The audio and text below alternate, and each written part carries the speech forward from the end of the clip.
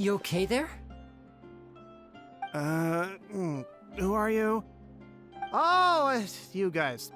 Don't worry about me. I must have had one too many. I just need to ride it out. I said way too much back there, didn't I? Yeah, I nearly talked myself into complete financial ruin. Note to self, no more drunken chats when Lorenzo's around.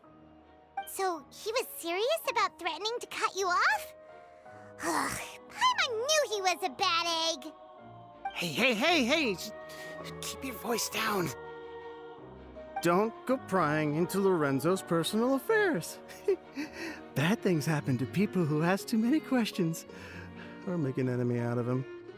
What kind of bad things? Don't even ask. I'm sorry, I'm gonna have to cut this conversation short. I'm not crossing that line again. And take it from me, trouble with Lorenzo is one thing you don't need in your life. There's some flare up back there. I don't know what you said to him, but clearly it touched a nerve. That's not a good sign. You're too young for this. Don't get in over your head. I'm leaving.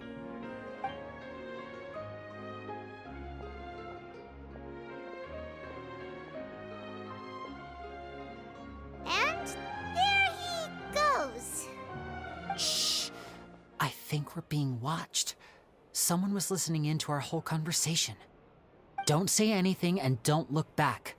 Any altercation in the city will attract the guards. We'd better take this elsewhere.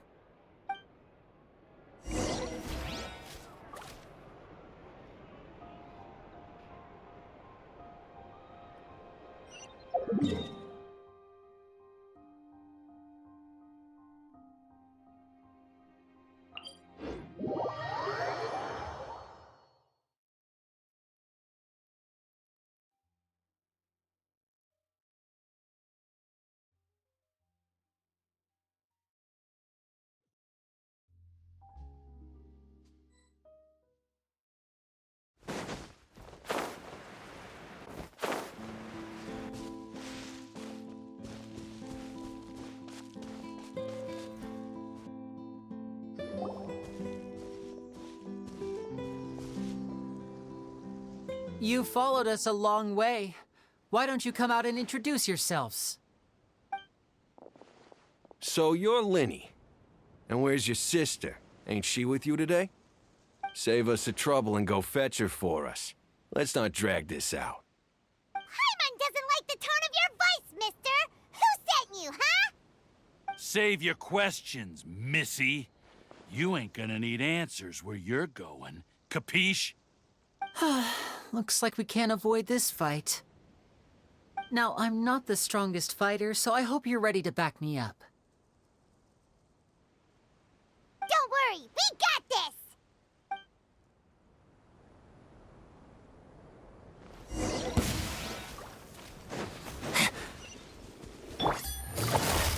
Busted. Now disappear!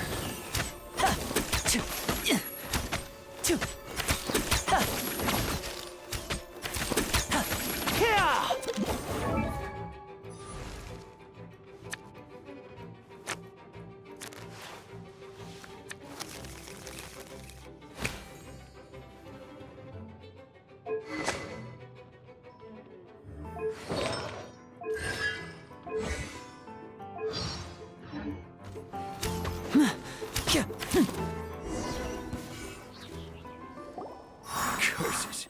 They're tougher than we thought. Vision wielders are always trouble. Intimidation ain't gonna work like it did on the lady. Come on, let's scram! Hey, wise guys! We ain't through with you yet! Oh, they got away! Did you catch what they said just before they left? Something about intimidating someone else. Sounds like they just wanted to rough us up as a scare tactic, and they've already done it to someone else, but who? You're right. She was injured when we saw her yesterday, and she acted like she had something to hide. Maybe she was too scared to tell us the truth because those guys had threatened her. Well, if that's the case, she should be more willing to open up to us once she learns that those thugs won't be bothering her anymore. Let's head back to the cafe and see if we can get any information from her.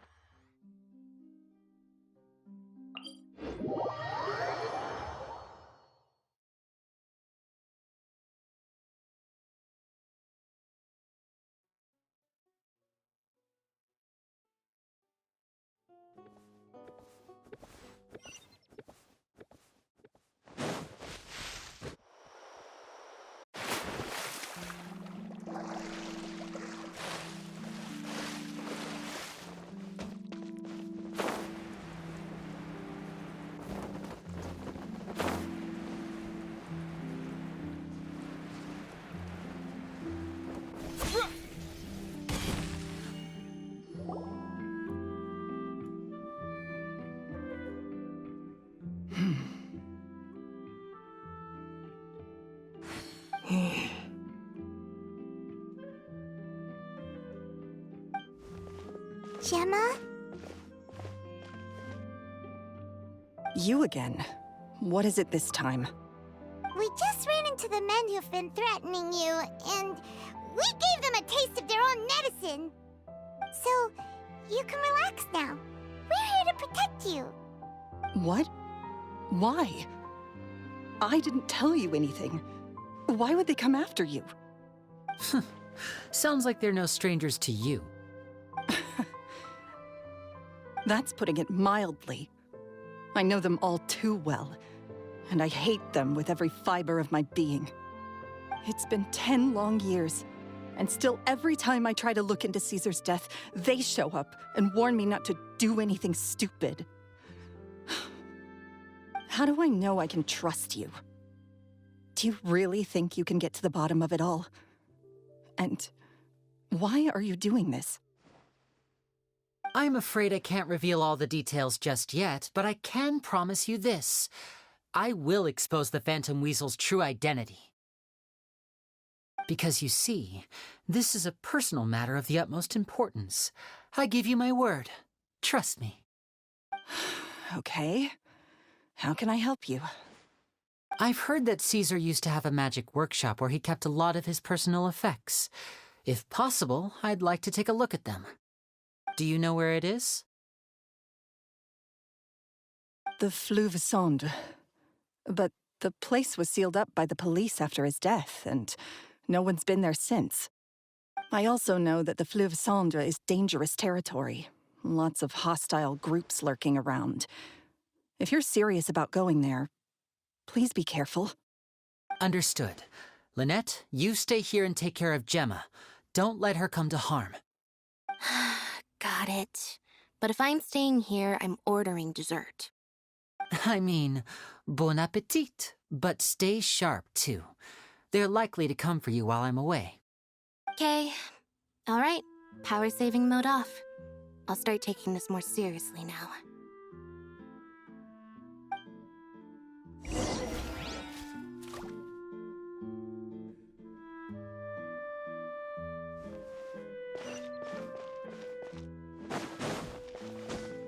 This coffee smells as good as ever.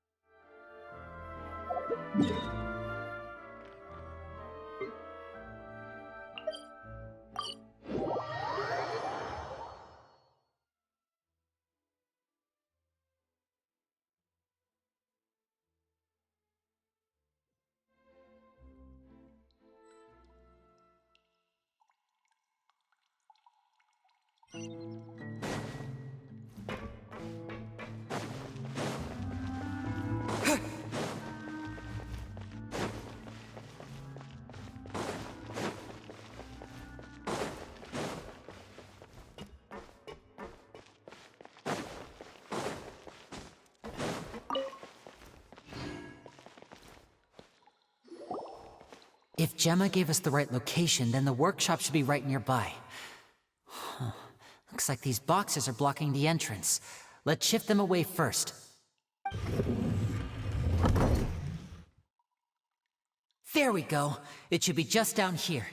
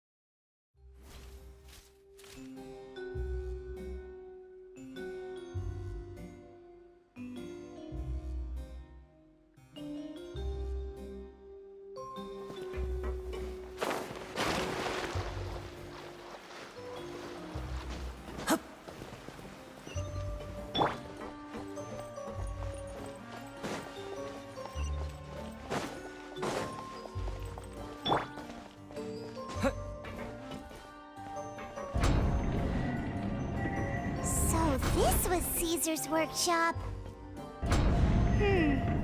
Nothing suspicious here, just normal magic props. Let's head in further. What was that? Oh, is this one of Caesar's gadgets? Guess we must have triggered some sort of device.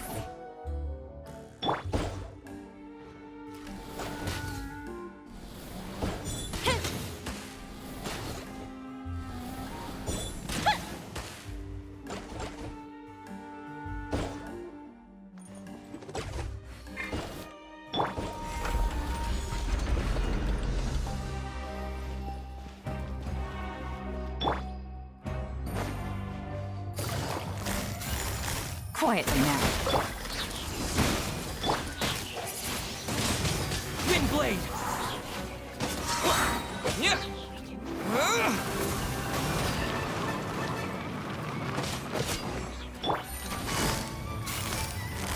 Busted. Here comes the catch.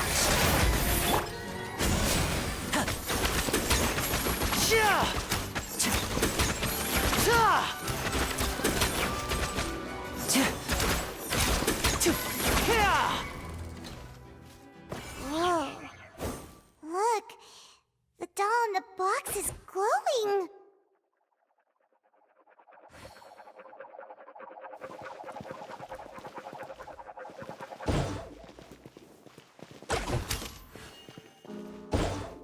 There's something written on...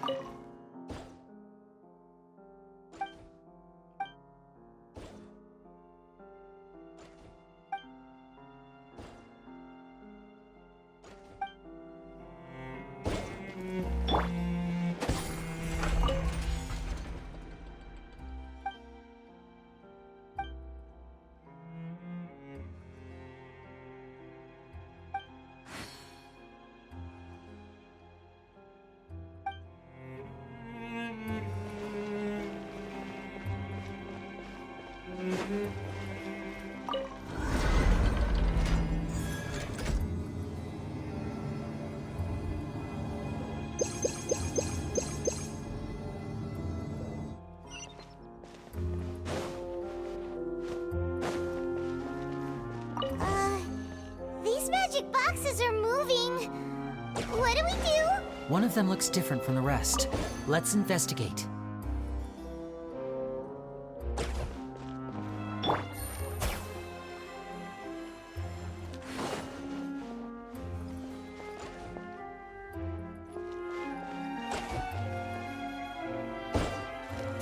Got it.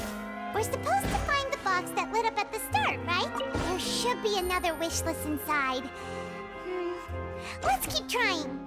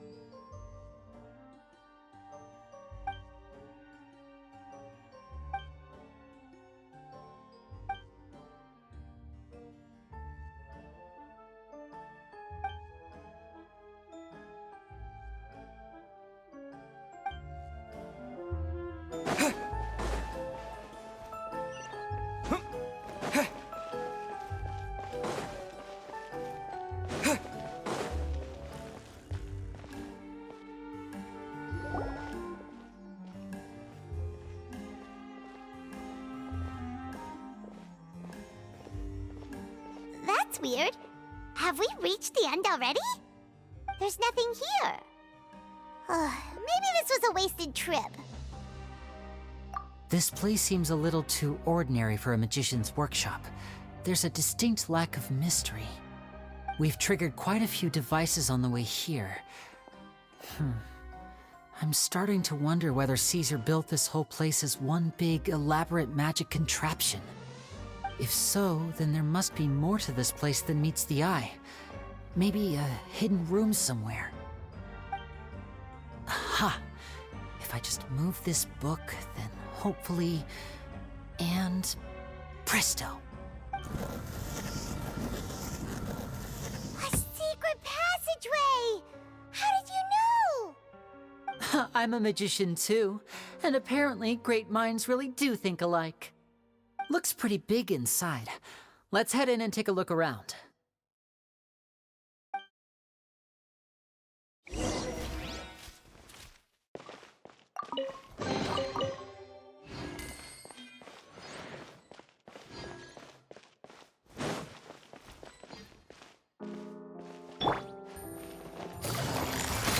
Gotcha!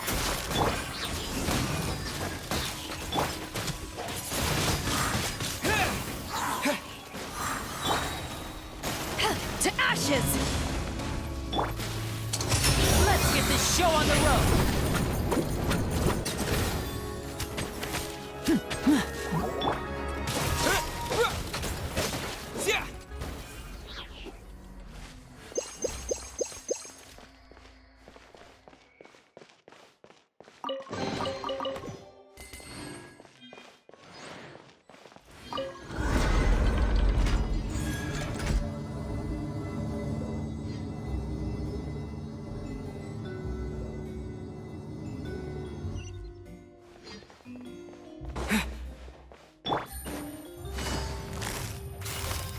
Busted!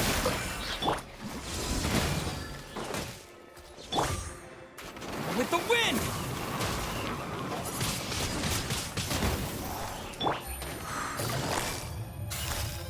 Gotcha!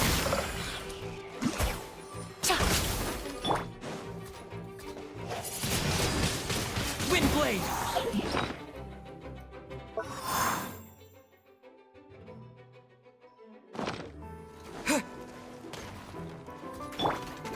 Things are about to get dicey. Time for a light show! Here come the fireworks!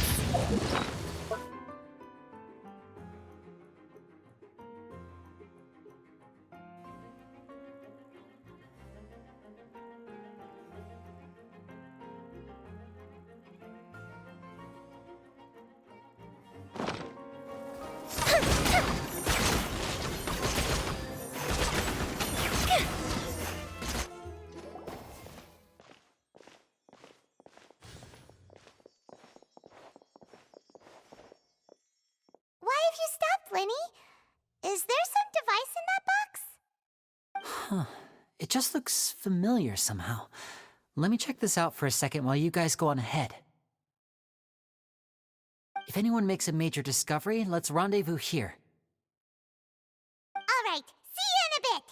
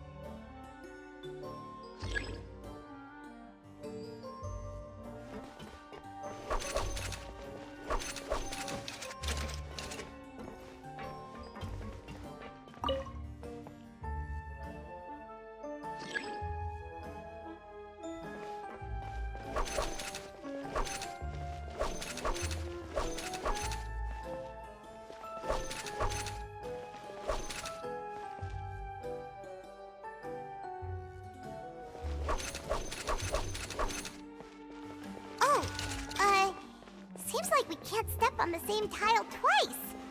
Guess we've got to finish it in one run, huh?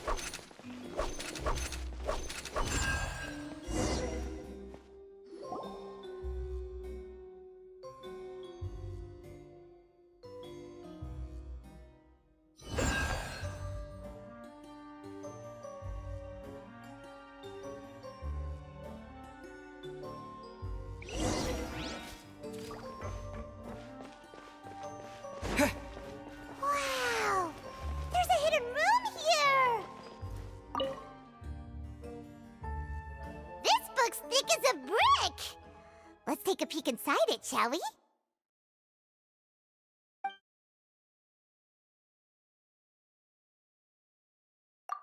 At one of my shows a few days ago, a child asked me how I pulled candy out of my hat. As a joke, I told the kid that the hat has a built-in wish-granting machine. Next thing I know, today a whole bunch of kids were pestering me to pull all sorts of things out of the hat. So I told them another white lie. The machine needs time to power up, but in the meantime, you can write your wishes down. Well, they took me up on that offer, enthusiastically. As I write this, I've only just got back from running around all over town, buying the things they wanted. Boy, are my legs sore. I wound up saving very little this month, but that's not a major issue. I now have a bigger problem. How am I going to hide all these things inside my hat?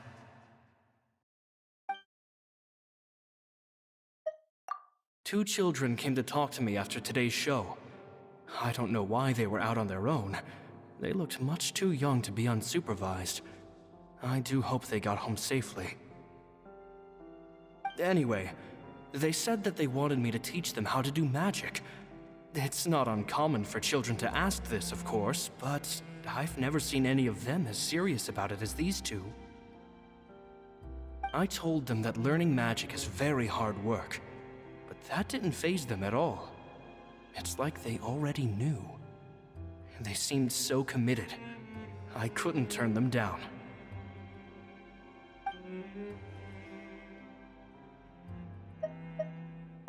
It seems like something's bothering Lorenzo lately, but he won't open up to me about it. Surely he's not upset that I agreed to teach those two children. I'll have to talk him around. I have a good feeling about those kids. They're naturally talented, and it seems like they're not new to the world of magic. They have all sorts of fantastic ideas. All I'm really doing is helping them develop a more professional standard training plan. They wanted to call me Master, but I told them they absolutely mustn't. Any magician worth their salt could have taught them what I have. They're the geniuses here. Compared to them, I don't deserve to be called any sort of master. With time, I have no doubt that they could become far greater magicians than I. My only concern is why they're so mature for their age.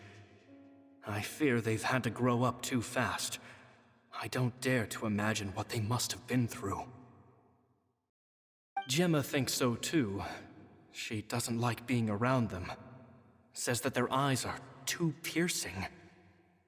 They don't bother me, but then again, I've never been the sharpest tool in the shed.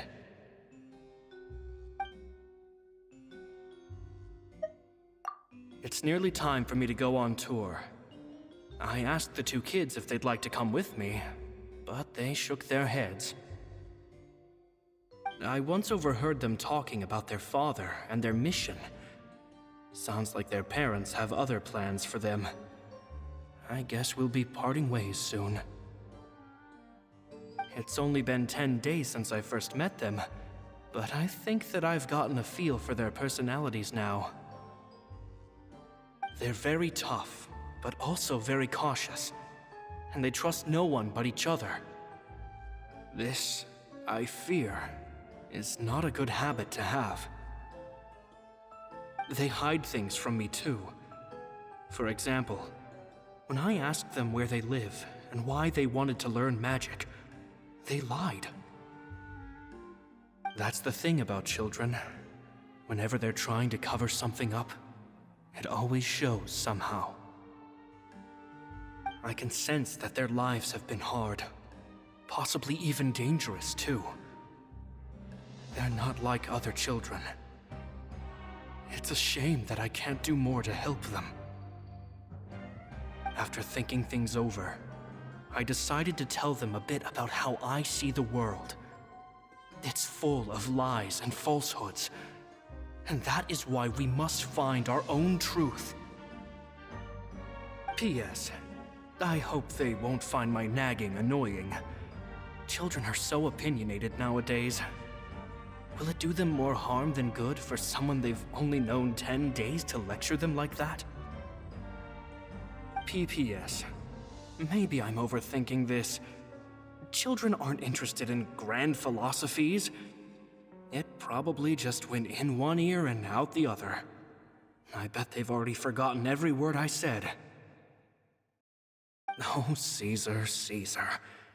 Just mind your own business next time.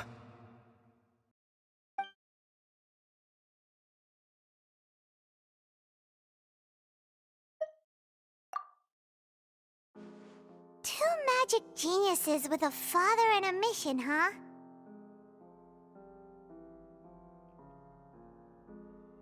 Sounds a lot like he was writing about Linny and Lynette, don't you think?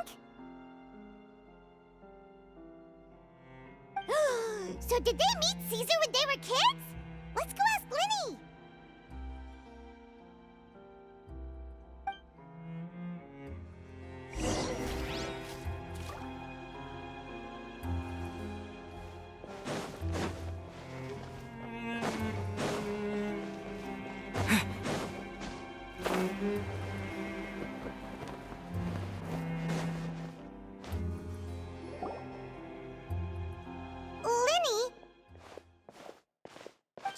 Hold that thought.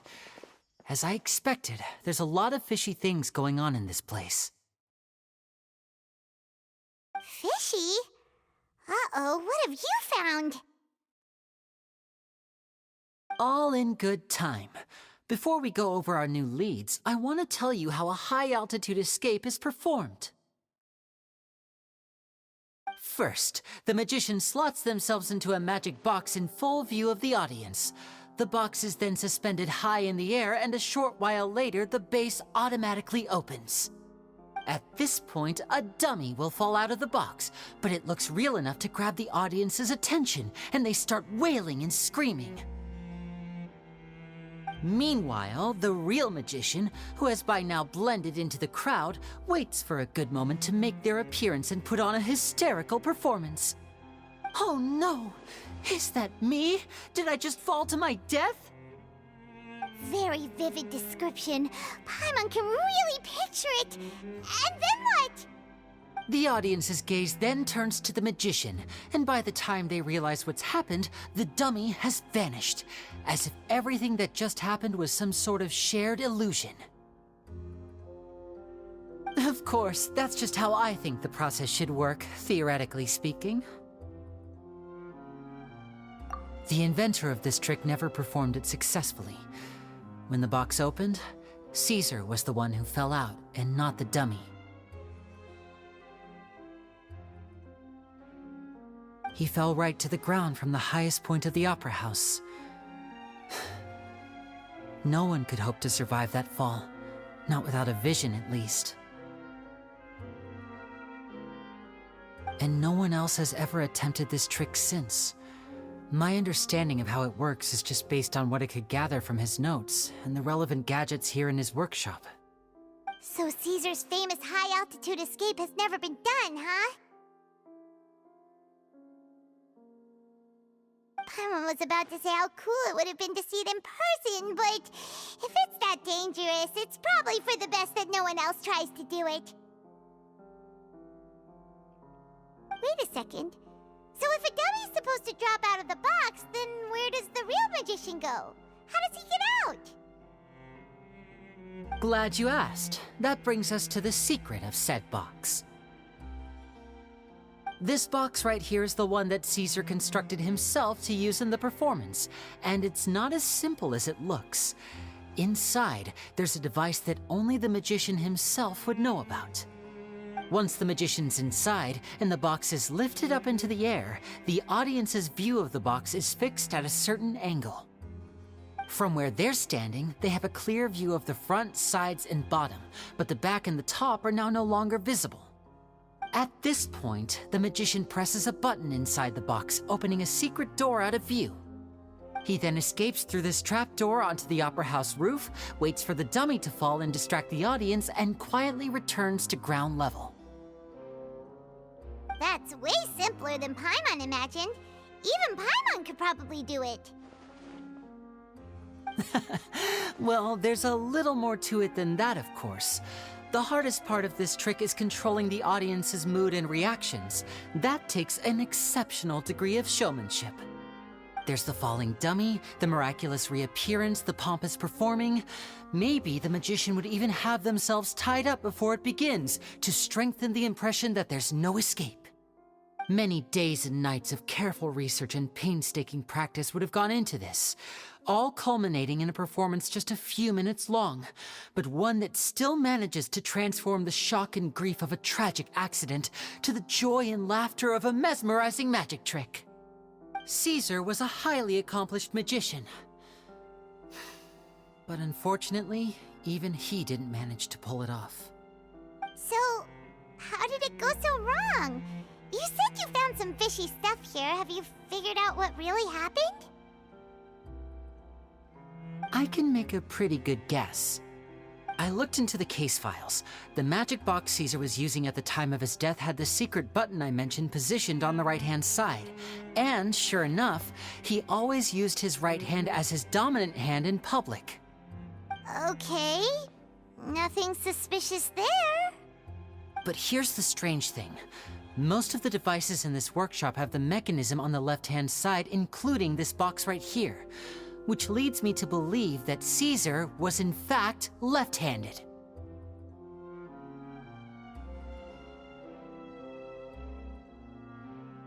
Because a magician can't afford to have their most basic habits stand out too much. People naturally focus their attention on the most important details of the task or situation at hand. But a magician needs to be able to redirect an audience's attention at will so as to avoid arousing their suspicion. The essence of magic is getting people to believe a lie. If even the truth raises eyebrows, the falsehoods become all the more difficult to mask. And so, Caesar trained himself to use his right hand to align with his audience's expectations. Great magic always requires sacrifices. But in his most stressful and nerve-wracking moments, and when no one was watching, reflex would kick in and he'd use his left hand. That's why he set his gadgets with the mechanism on his left. Exactly. I think that's likely what happened. Caesar would have been under a lot of time pressure during the escape. He'd have had mere seconds to open the hidden compartment, retrieve the dummy, then open the secret door and make a swift escape. But I'm sure he was confident. He would have rehearsed countless times to the point where it was second nature. He'd barely need to think about what he was doing because muscle memory would guide him through. So he opened the compartment, took out the dummy, checked everything was in order, and then went to leave.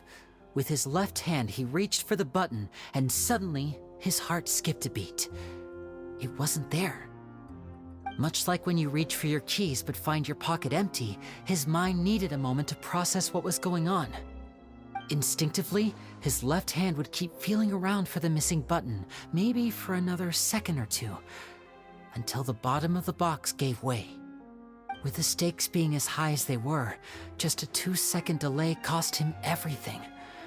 The authorities would find nothing suspicious and conclude that his death was due to his own error. When in reality, someone switched the boxes, and they did it to murder him. But how would they be able to make the switch without being noticed? That would be difficult to pull off, no?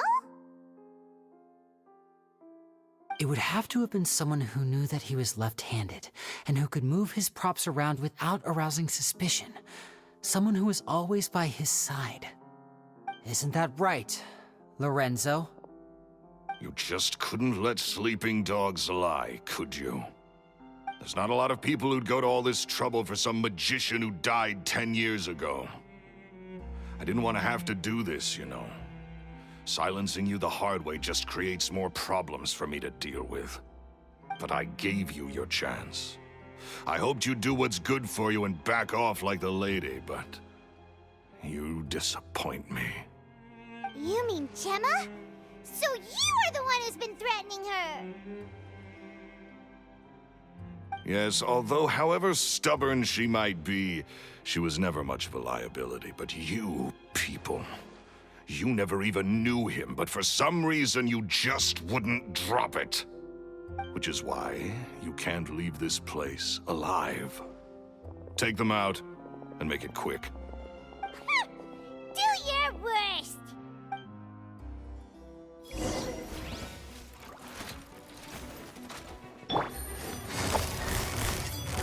Quietly now.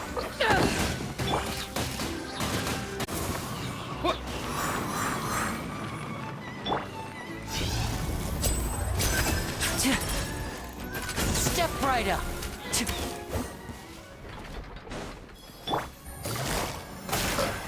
Here comes the catch. Eyes on me! Fire hazard! Go push him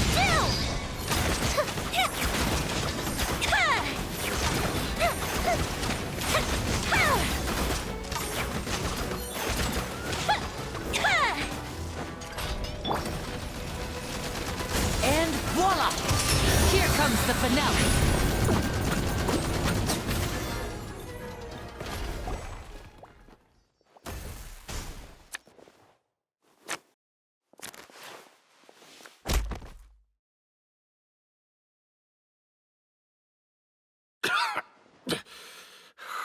You kids are tougher than you look. Had enough yet, Lorenzo? Your cronies can't help you now.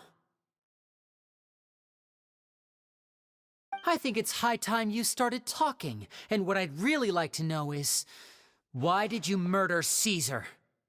If I had a Mora for every time you said that man's name. Of course you idolized Caesar, everyone else did. But I was the real genius magician. Me! He was just an amateur who did cheap tricks for gullible children. I was the one who made magic into the fine art it is today. The aristocrats doffed their hats to me! So it was jealousy. Jealousy. Hatred, more like. I hated Caesar. All he cared about was his magic. He lived and breathed it. He poured everything into his street performances and his stupid tours like it was just a hobby to him, never bothering to think about Mora. What sort of fool devotes their life to the art of deception and never has a Mora to show for it? But the people loved him, didn't they? Oh, how they looked up to him. No one gave me a second look. All I ever heard was, "Oh, your master's amazing, isn't he?" Amazing? Yeah, so amazing that he was completely broke. Every other apprentice was living it up at their master's expense, but no, not me. I put in all the work, mastered all the skills, and it brought me nothing more than the life I already had.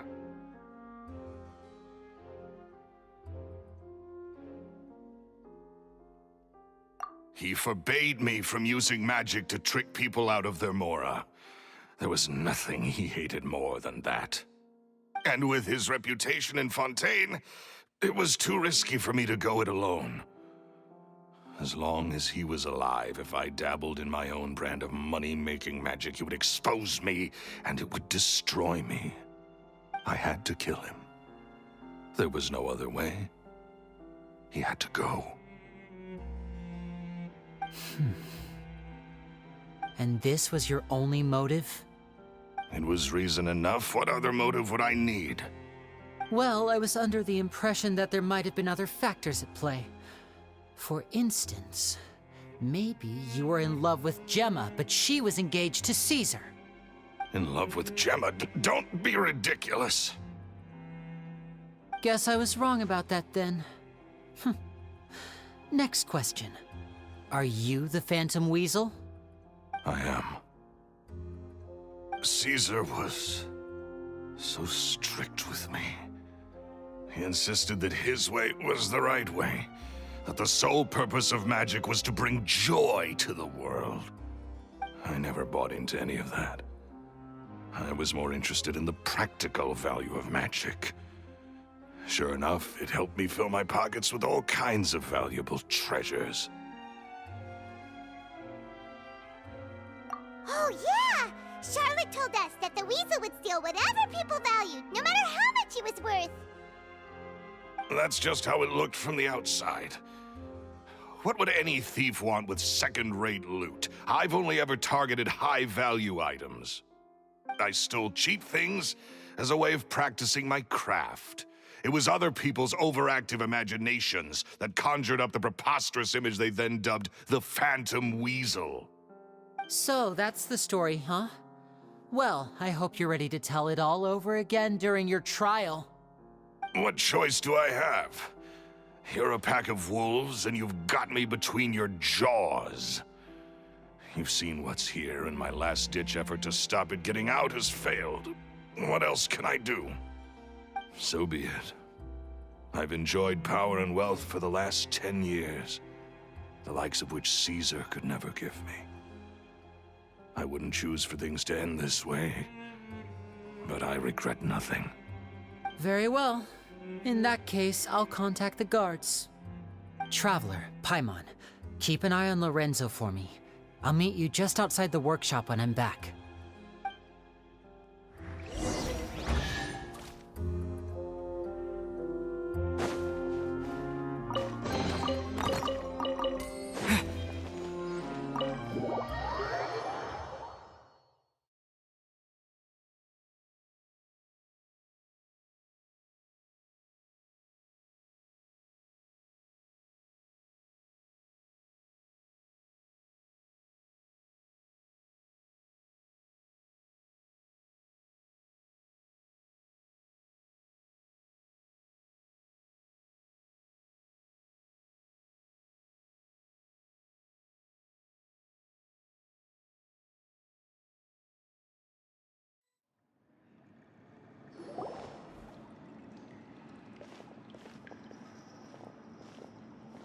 Lily has told me the whole story.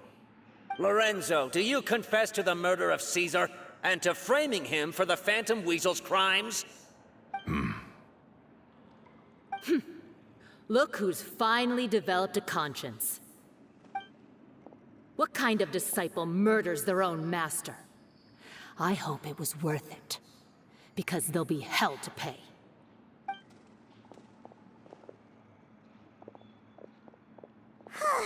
Looks like it's all over. What should we do next, Lenny? Should we start preparing for your show? Let me think. Let's rendezvous with Lynette and Gemma first. With Lorenzo in custody, Gemma will no longer have to fear for her safety. Good point. We should go tell Gemma the good news right away. It'll give her some peace of mind for sure.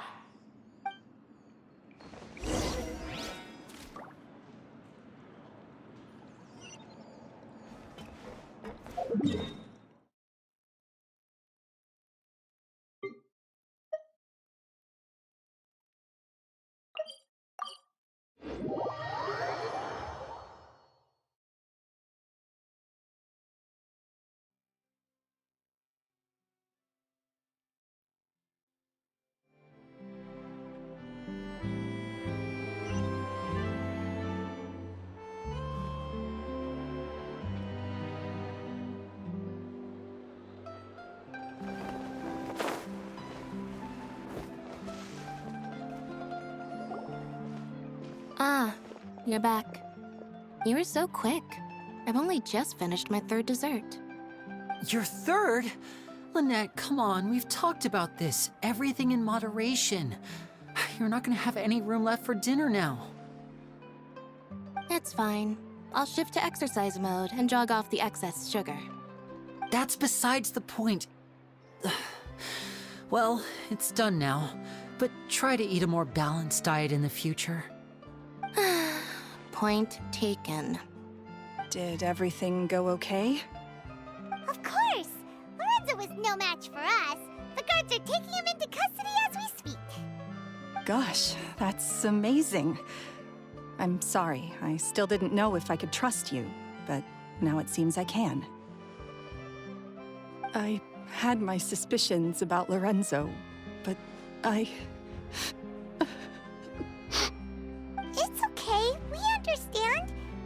did threaten you. Paimon would find it hard to trust strangers in your position, too. But you don't need to be scared anymore. Everything's gonna be okay.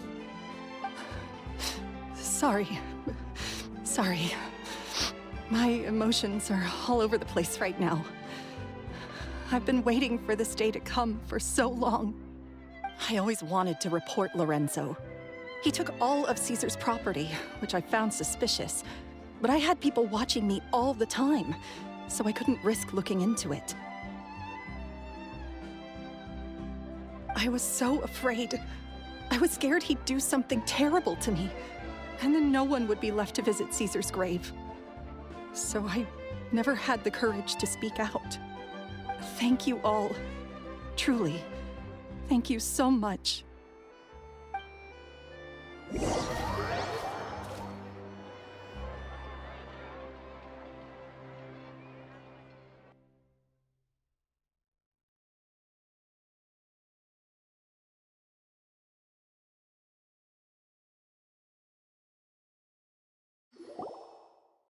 Thank you all for clearing Caesar's name.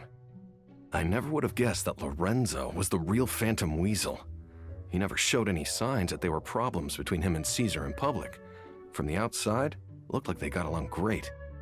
And to think that lowlife's been living life to the fullest all this time, while Caesar's name was getting dragged through the mud. It's a travesty. At least his soul can finally rest in peace now, thanks to your efforts.